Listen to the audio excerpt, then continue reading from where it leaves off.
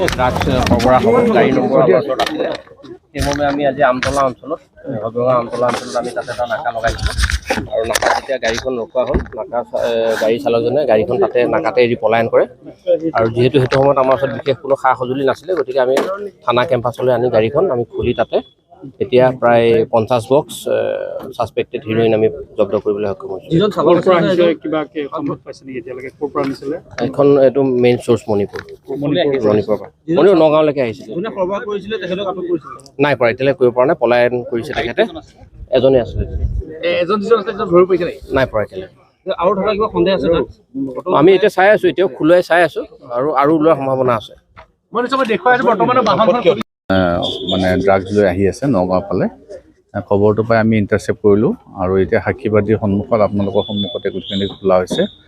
50 packet suspected heroine পোৱা গৈছে, কিন্তু পেকেট যদি আমি জোখো প্ৰায় 2 কেজি হয়, কিন্তু পেকেটখিনি এতিয়া উলিয়াই পেলাই মানে হিৰ'ইনখিনি জুখিলেহে আমি একচুৱেল ৱেটটো গম পাম। এই প্ৰচেছটো এতিয়া চলি আছে।